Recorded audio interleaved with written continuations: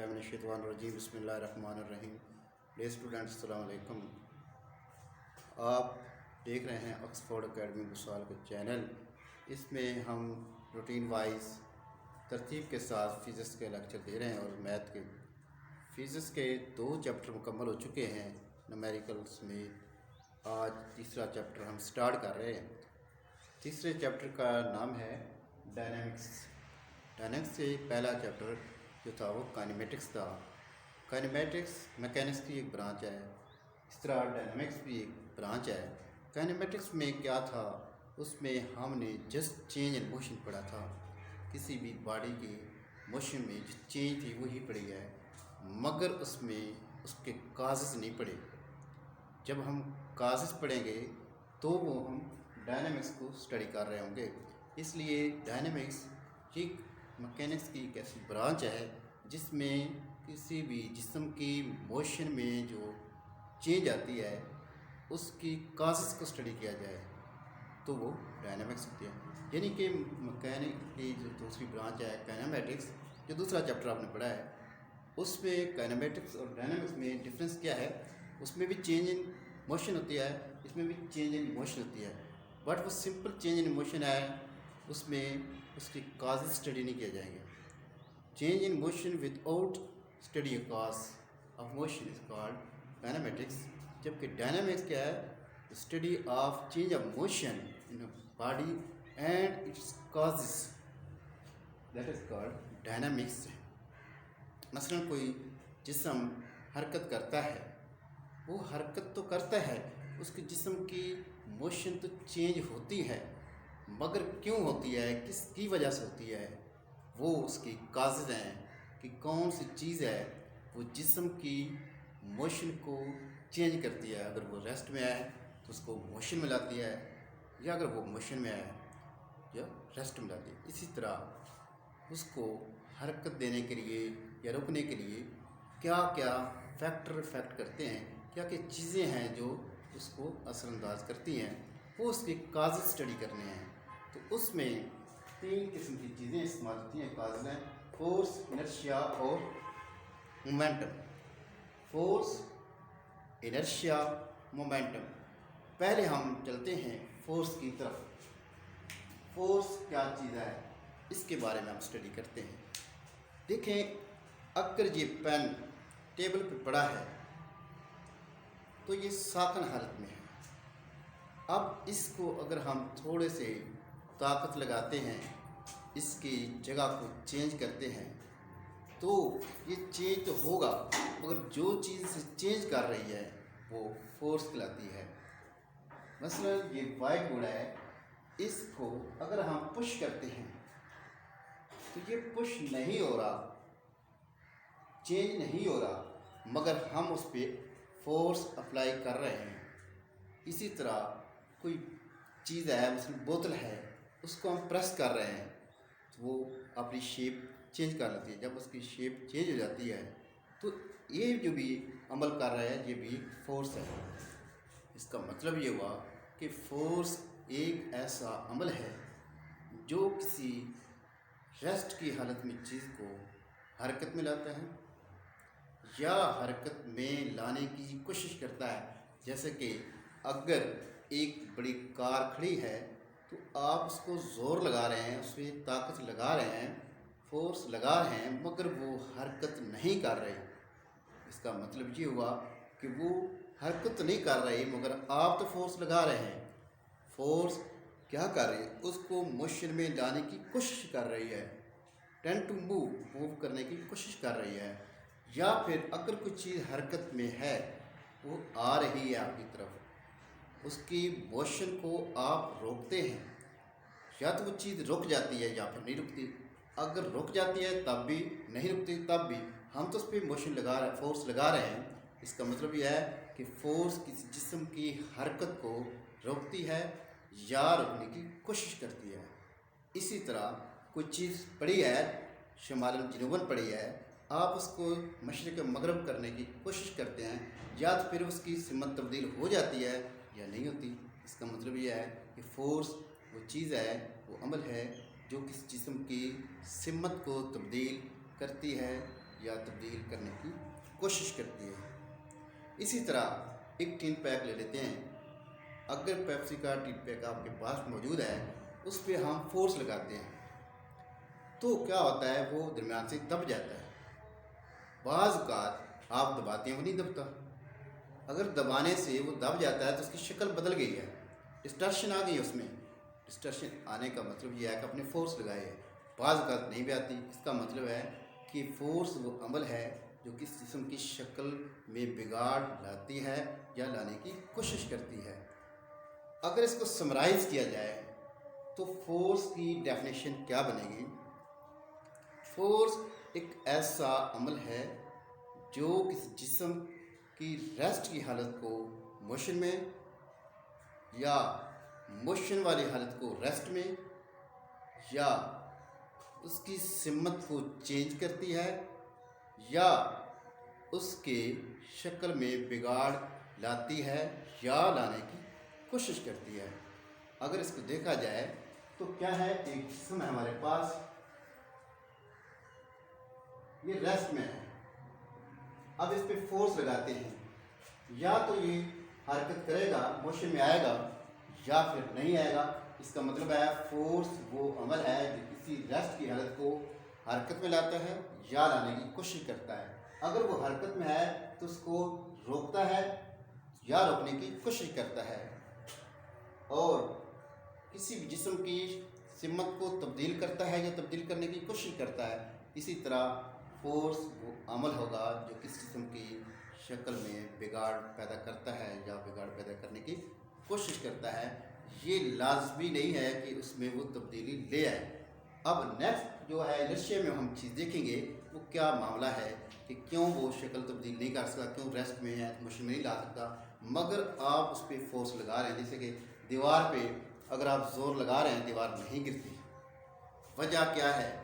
Force ज़रूर है, वो ना गिरने की वजह ये हुई कि फोर्स उसकी जो गिराने की फोर्स की क्वांटिटी थी उससे हम फोर्स कम लगा रहे हो। मगर फोर्स तो ज़रूर है, वो तब गिरेगी जब उसकी क्वांटिटी से ज़्यादा हम फोर्स अप्लाई करेंगे, तब वो चीज़ गिर जाएगी। इस तरह कोई चीज़ रेस्ट में है, वो मोशन में नहीं आ रही, क्योंकि हम उसको जितनी रिक्वायर्ड है फोर्स उतनी हम नहीं दे रहे, मगर फोर्स हम लगा रहे थे, वो कम है इसलिए हरकत नहीं कर रही। इसी तरह इस चीज़ की सिमत तब्दील करने की कोशिश करते हैं, तो सिमत नहीं तब्दील हो रही, क्योंकि जितनी उसके लिए फोर्स आपको रिक्वायर्ड है वो आप अप्लाई नहीं कर रहे हैं, कम है। मगर फोर्स तो ज़रूर है, इसलिए फोर्स क्या है, उसमें तब्दीली लाती है या लाने की कोशिश करती है। और फोर्स का यूनिट अगर देखा जाए, फोर्स को हम एफ से ही डिनोट करेंगे, और फोर्स का यूनिट देखा जाए तो ये न्यूटन है। एस का यूनिट इसका न्यूटन लिया जाता है। जबकि फोर्स हम पीछे पढ़ चुके हैं, फोर्स इस चैप्टर में भी हम सेकंड लॉ में पढ़ेंगे, एफ बराबर है एम ए। इसका मास का किलोग्राम होता है यूनिट, एक्सलेशन का पीछे पढ़ चुके हैं मीटर पर सेकंड स्क्वायर, लिहाजा किलोग्राम मीटर पर सेकंड स्क्वायर भी इसका यूनिट है फोर्स का। इस तरह ये फोर्स तो क्लियर हुआ कि फिनोमेना है। Force is the phenomena that changes body of rest into motion or motion into rest. Its direct change its direction or its distortion is create or tend to create, या कुछ change करती है या करने की कोशिश करती है। नेक्स्ट हम चलते हैं इनर्शिया की तरफ। अब देखना ये है कि एक बॉडी है और एक इस तरह दूसरी बॉडी हमारे पास है।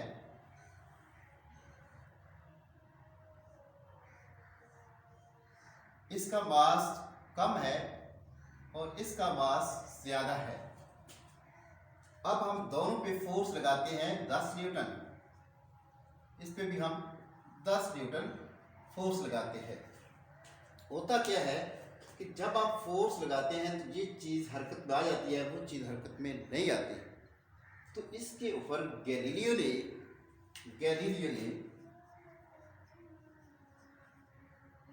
एक साइंटिस्ट था जिसने एक्सपेरिमेंट किए। उसने ये कहा था कि जो मैसिव बॉडी होती है, जो ज़्यादा वजनी जिस्म होता है, उसके हरकत देने के लिए फोर्स की ज़्यादा ज़रूरत होती है बिनिस्बत लाइटर बॉडी के। जितना जिस्म का मास ज़्यादा होगा उतनी हमें फोर्स ज़्यादा देनी पड़ती है उसको मूव कराने या उसकी मोशन को रोकने के लिए, या उसकी बिगाड़ पैदा करने के लिए, या उसकी डायरेक्शन चेंज करने के लिए। चारों में से कोई कंडीशन भी हो तो हमें उसके लिए ज़्यादा फोर्स चाहिए अगर वो मास से बॉडी है, ज़्यादा जिस्म मास रखता है। तो ये गैलीलियो का एक्सपेरिमेंट था कि जितना मास ज़्यादा हो उतनी हमें फोर्स ज़्यादा देनी पड़ेगी। इस पे फिर न्यूटन ने भी अपना काम किया है। न्यूटन ने ये कहा था कि ऐसा है कि जितना जिस्म का मास ज़्यादा है उसको उतनी ज़्यादा फोर्स देने का मसला ये है कि उस जिस्म के अंदर एक अपनी प्रॉपर्टी है, अपनी एक खसूसियत है जो अपने अंदर वो जिस्म तब्दीली के ख़िलाफ़ मज़ाहमत पैदा करता है, रुकावट डालता है, रजिस्ट करता है। वो अपनी स्टेज को चेंज नहीं होने देता। जब हम उस पर फोर्स लगाते हैं उस जो अपनी प्रॉपर्टी है उसके इक्वल से कम लगाते हैं। अगर हम उससे कम लगा रहे हैं वो चीज़ रजिस्ट कर रही है, अपनी रुकावट डाल रही है, वो हरकत नहीं करेगी। जैसा कि 10 न्यूटन इस पर लगाया, 10 इस पर। अब इसके अंदर जो अपने मास है इसका जितना ज़्यादा मास उतनी उसके अंदर वो खसूसियत ज़्यादा पैदा हो रही है वो रजिस्ट करने की। इसलिए इस पर जब हम 10 न्यूटन फोर्स लगा रहे हैं तो उसमें मास ज़्यादा है 10 न्यूटन के मुकाबले में, तो लिहाजा वो आगे से रुकावट डाल रहा है, वो इसमें हरकत नहीं आने दे रहा। अब इसका मास थोड़ा है, फोर्स आपने 10 न्यूटन लगाई, हो सकता है वो 8 न्यूटन पे बैलेंस हो गई है, बाकी 2 न्यूटन हम जो फोर्स लगा रहे हैं वो इसमें हरकत लेकर आ रहे हैं। बाकी जो पहले 8 न्यूटन है वो इसके मास के साथ बैलेंस हुई है। इसी तरह अगर देखा जाए, गिलास ले लेते हैं, इस गिलास के ऊपर रख देते हैं, कोई भी शीट रख देते हैं, उसके ऊपर अगर आपने कोई सिक्का रख दिया है, कॉइन रख दिया है जिसका एक अपना मास है, अगर देखा जाए तो इसको ज़मीन अपनी तरफ खींच रही है, वो है ग्रेविटेशनल फोर्स जिसके नीचे की तरफ खींच रही है। और ये जो कागज़ आपने रखा है, जो शीट रखी है, वो उसको रिएक्शन के तौर पे फोर्स लगा रहे हैं उसने ही ऊपर की तरफ। अगर ये 10 न्यूटन ज़मीन इसको नीचे खींच रही है तो वो कागज़ जो भी है 10 न्यूटन उसको ऊपर की तरफ फोर्स दे रहा है, तो ये बैलेंस हो चुका है। अब हुआ क्या कि जब आपने फ़ौरन एक झटके के साथ इस शीट को खींच लिया तो ये चीज़ जिसको आपने ऊपर की तरफ फोर्स लगाई हुई थी, रुकावट डाली हुई थी, वो जो ही हटती गई है तो वो चीज़ नीचे गिर गई है गिलास के अंदर। इसका मतलब ये हुआ कि पहले ये मास जो है इस फोर्स की वजह से ऊपर रुका हुआ था, ये कॉइन रुका हुआ था, जो ही आपने हटा लिया है तो ये ज़मीन की ग्रेविटी के तहत नीचे आ गया, क्योंकि अब ज़मीन की क़ुव्वत कशिश से नीचे खींच रही है। वो उतने ही खींचेगी जितना उसका मास है, क्योंकि वो फोर्स जो ज़मीन से अपनी तरफ खींचती है इस मास के बराबर ही होता है। जितना मास की डेफिनेशन करें तो वही है वजन इसका, कि जितने ज़मीन किस चीज़ को अपनी तरफ खींचती है वो उसका वजन बनता है। लिहाजा इसी तरह और बेशुमार मसाले हैं। अगर हम कोई पेज ले लेते हैं, उस पर एक कॉइन रखा, फिर उसके ऊपर दूसरा, फिर उसके ऊपर तीसरा, फिर उसके ऊपर चौथा, इस तरह एक जैसे कॉइन हमने रख दिए हैं, सिक्के रख दिए हैं। अब अगर इस कागज़ को हम खींच लेते हैं, पुल करते हैं, खींचते हैं, फ़ौरन अचानक इससे नीचे से निकल जाता है। अब ये कॉइन गिरे नहीं है, इसी तरह एक दूसरे के ऊपर है। इसका मतलब ये है कि इनके पास अपना एक इनर्शिया था, वो इनर्शिया इनको नीचे की तरफ खींचा हुआ था एक दूसरे के साथ, वो आगे हरकत नहीं करा सका ये कागज़। जो ही आपने कागज़ हटाया वो एक दूसरे के ऊपर अपनी फोर्स बराबर रख रहे थे, अपना इनर्शिया की वजह से रजिस्ट कर रहे थे, लिहाजा वो नीचे नहीं गिरे। इसका मतलब है इनर्शिया क्या चीज़ है। इनर्शिया एक ऐसी मादे की या मैटर की खसूसियत है, प्रॉपर्टी है, जो वो अपने अंदर चेंज के ख़िलाफ़ रजिस्ट कर सके, रुकावट डाल सके। अब गैलीलियो और न्यूटन, इन दोनों के जो स्टेटमेंट है वो दोनों की स्टेटमेंट अगर देखी जाए तो गैलीलियो कहता है जितना जिस्म भारी होगा उतनी फोर्स ज़्यादा चाहिए हरकत देने के लिए या रुकने के लिए या उसमें बिगाड़ पैदा करने के लिए। न्यूटन भी कहता है जितना जिस्म भारी है फोर्स तो ज़्यादा चाहिए, जितना वो हल्का है उतनी फोर्स कम चाहिए। बट न्यूटन ये बात करता है कि एक मादे के अंदर अपनी प्रॉपर्टी है, जिसे हम इनर्शिया कह रहे हैं, कि वो अपने अंदर तब्दीली के खिलाफ रुकावट डाल देता है।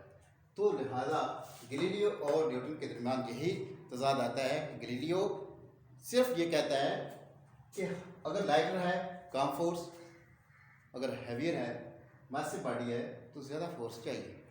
जबकि न्यूटन ये स्टेटमेंट करता है क्यों चाहिए, इसलिए क्योंकि उस जिस्म का मास उसके अंदर इनर्शिया पैदा करता है और उसे रेजिस्ट करता है।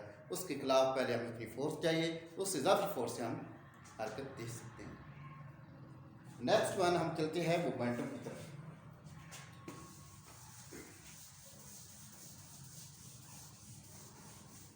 मोमेंटम देखें, कोई भी जिस्म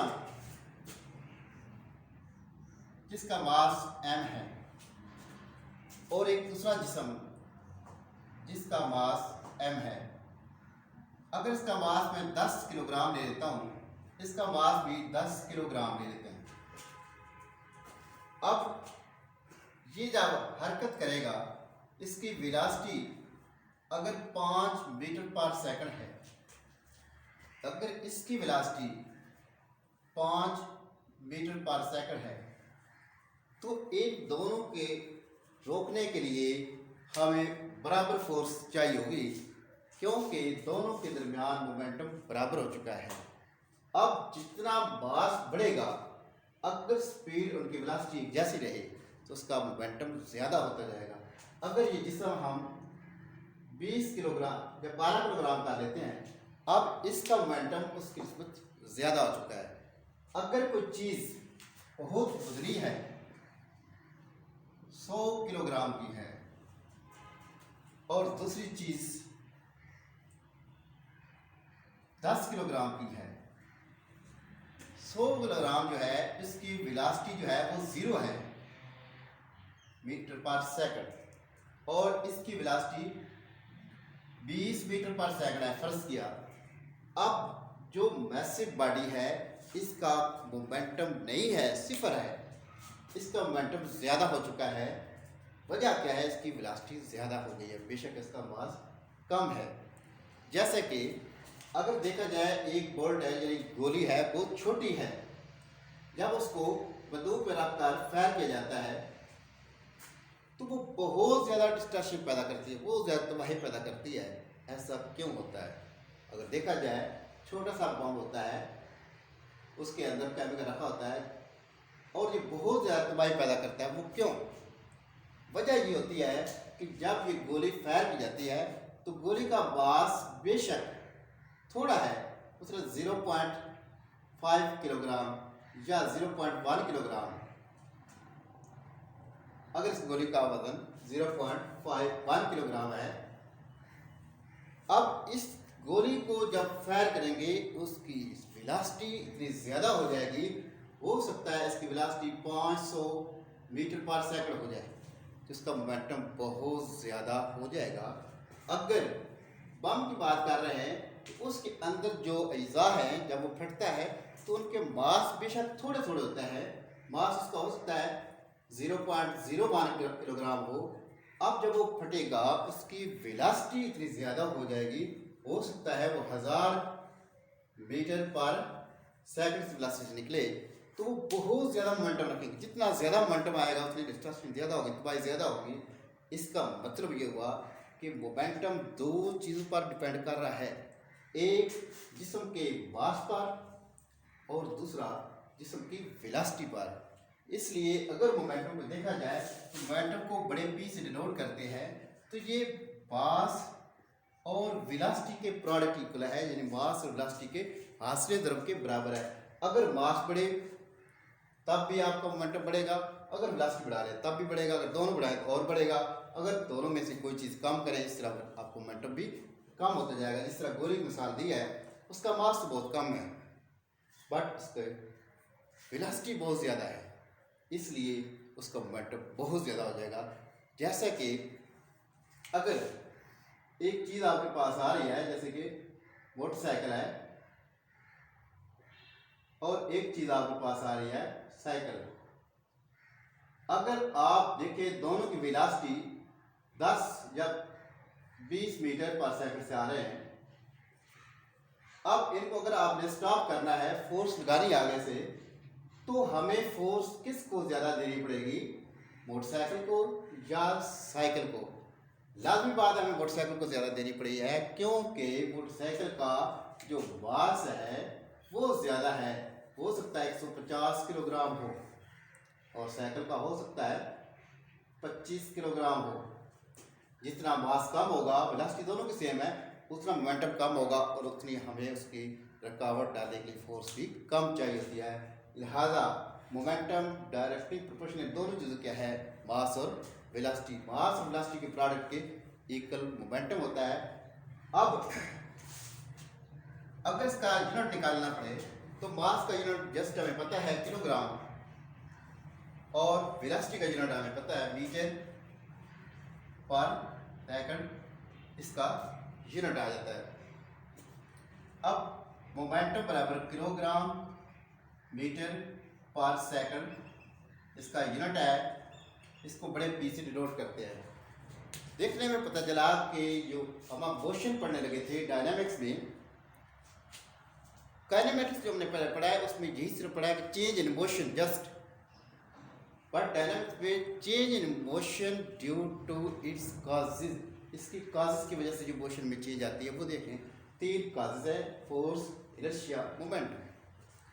फोर्स क्या है? फोर्स एक ऐसा अमल है जो किसी चीज़ में तब्दीली पैदा करता है, जो पैदा करने की कोशिश करता है। वो तब्दीली 4 तरीके से आप देख सकते हैं। वो रेस्ट है तो मोशन में, मोशन है तो रेस्ट में, उसकी डायरेक्शन चेंज की जा सकती है, उसकी शेप चेंज की जा सकती है। जैसे कि गुब्बारा है, गुब्बारे को अगर प्रेस करें शक्ल उसकी बदल जाएगी। इस तरह उसको टर्न दें तो वो 2 हिस्सों में महसूस हो रहा होगा आपको, लिहाजा उसकी शक्ल बदल गई है। इसी तरह अगर फोर्स को देखा जाए, फोर्स को एफ से डिनोट करेंगे और फोर्स का यूनिट मैंने पीछे भी प्रूव किया है कि वो क्या होता है, किलोग्राम मीटर पर सेकंड स्क्वायर। और यहाँ पे जैसे इसका मोमेंटम का यूनिट है किलोग्राम मीटर पर सेकंड, इसका मीटर पर सेकंड स्क्वायर है क्योंकि उसमें इनर्शिया इस्तेमाल होता है। और इनर्शिया क्या आता है? इनर्शिया एक ऐसी प्रॉपर्टी है किसी मैटर की जो अपने अंदर होने वाली चेंज के खिलाफ रुकावट डालता है, मुज़ाहमत डालता है। जैसे कि अगर जिसका मास 10 किलोग्राम है और इसका 12 किलोग्राम है, आप इन दोनों को एक बराबर फोर्स लगाएं, हो सकता है ये 10 पे ये हरकत करे और ये ना करे। ये ना करने का मतलब ये है इसमें वो फोर्स अभी कम है जितनी वो रुकावट डाल रहा है आगे से, उसकी फोर्स से हम जब बढ़ाएंगे तो हरकत पे आएगी।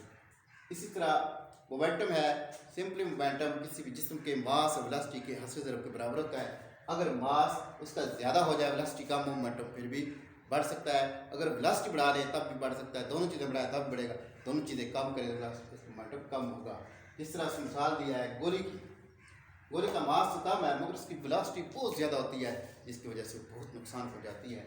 इसी तरह अगर इसकी बम की मिसाल ले लेते हैं, बम के अंदर जिस्म के ज़रात जो होते हैं वो छोटे छोटे होते हैं, मास उनका बहुत थोड़ा होता है मगर जब फटता है वेलोसिटी इसकी बहुत ज़्यादा हो जाती है जिसकी वजह से बहुत ज़्यादा तबाही मचाता है। इस तरह हम इन तीनों टॉपिक्स को फर्दर क्लियर किया है।